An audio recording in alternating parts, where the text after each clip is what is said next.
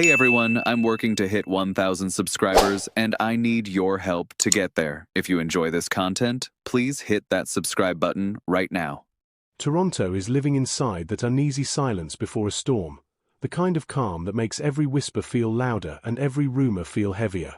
It's the sensation that something enormous is gathering momentum just out of sight, and that the next few decisions won't merely shape a season, but will steer the emotional compass of an entire fan base.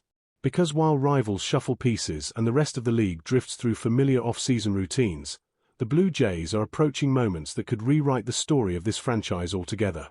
There is something uniquely unsettling about knowing your team stands at a crossroads. Not a gentle fork in the road, but a sharp, unforgiving split where one direction leads to renewed belief and the other to years of wondering what might have been. Jays Nation can feel it in the pit of the stomach. This isn't just about contracts or statistics anymore. It's about identity, about who belongs, and about how far Toronto is truly willing to go to chase a title that has hovered just out of reach. Before we go any further, take a second to like the video, subscribe to the channel, and make sure you're locked in here on the Blue Jays Report, because this off-season isn't unfolding quietly. It's writing itself in bold ink, and you'll want to be here for every chapter. And strangely enough, this particular tension begins in Boston. Nothing rattles a fan base quite like seeing a historic rival maneuver with intent, especially when those moves seem aimed straight at your heart. The Red Sox, hungry and restless, have been linked to nearly every major bat on the market. Alonso, Bregman, any name that promises thunder in the middle of the order. It all felt predictable, almost routine, until one report landed with the subtle violence of a dropped plate. Bo Bichette. That name. The face of a rebuild. The embodiment of patience rewarded. The shortstop Toronto nurtured, refined, and elevated into a symbol of its future. Reports surfaced that Bo had held a Zoom meeting with Boston. Not a rumor. Not speculation. A meeting. And according to sources, it went well. 3 words that sent a shiver through Jays Nation, because suddenly this wasn't about numbers on a spreadsheet. It was about imagining Bo listening to another pitch, another vision, another uniform. That's the part that hurts. Not the business side, but the emotional one. The idea that a player who feels woven into the franchise's DNA could even consider a different shade of red. It feels like betrayal before betrayal has even occurred. You felt it too, that sudden tightness in the chest, the quiet disbelief that comes with imagining a future you don't want to picture. Then, almost as quickly as the anxiety surged, the story shifted. The next update poured cold water on Boston's momentum. The Red Sox, we're told, are not expected to pursue Bichette unless the market changes dramatically. And that's where the psychology of this off-season becomes fascinating. Because this doesn't feel like a rejection of Bo's talent. It feels like fear of the bill that comes attached to it. At 27, Bichette is entering the most expensive chapter of his career. Longer years. Bigger numbers. Less margin for regret. Compared to older options like Bregman or Alonso, his contract would carry more risk, more commitment, more future consequence.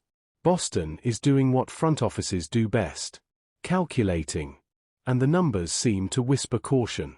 There's something almost cynical about it. Everyone respects the talent. Everyone knows how dangerous it would be to let Bo land somewhere else. But not everyone wants to be the one holding the receipt. So Jays Nation, does this change how you see his future in Toronto, or does it simply confirm what we've always known? That this decision was never going to be simple. While Boston peers cautiously into Toronto's backyard, the Blue Jays are dealing with something far heavier at home. Something more uncomfortable. More real. Because the Santander situation has become the wound you try to ignore until it refuses to be ignored any longer. When Santander arrived, there was excitement. He was supposed to be the impact bat, the signal that Toronto was serious about reinforcing its offense. Instead, the season unraveled. A damaged shoulder. Long absences. Numbers that collapsed in slow, painful fashion. A .565 ops. A .175 average. 6 home runs across nearly 200 at-bats. Hope drained inning by inning. And when he finally returned, when optimism flickered again, October delivered the cruelest twist. First a timid presence, then another tightening of that same shoulder in the ALCS. Watching Santander miss the World Series felt symbolic, like a reminder that some investments vanish precisely when you need them most. It stings to recall, doesn't it? Now comes the cold arithmetic of baseball. The contract is underwater. Years remaining. Over $80 million committed. Negative value. Words that sound more like judgment than analysis. If Toronto wants to move him, they will have to eat money or accept another unwanted deal in return. There is no elegant exit. And yet, the front office isn't closing the door. They are listening. They are exploring. That alone tells us something profound about this moment. Toronto is no longer operating based on what it has spent. It's operating based on what it needs. The priority is crystal clear. Compete now. Win in 2026. Even if it means swallowing financial losses that once felt unthinkable. So Jays Nation, be honest with yourself. Would you move Santander at a loss if it meant clearing the path to something greater? Or does that feel like erasing ambition too quickly? Because looming over all of this is a presence so powerful it bends the entire narrative toward itself. Kyle Tucker. The most coveted free agent on the market. The complete hitter.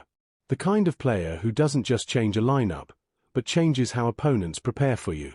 Insiders have been increasingly direct. The Blue Jays are favorites. If Tucker really comes north, the offense gains a new heartbeat. A new soul. And in that reality, Santander's fate feels almost sealed. Newsweek says it plainly. If Tucker signs, there's no reason to keep Santander. Sportsnet takes a more analytical tone, but the conclusion echoes the same truth. Toronto is done letting past mistakes anchor future ambition. And that brings us to the bigger picture forming like thunderclouds on the horizon. The possible departure of Bichette. The reshaping of the batting order.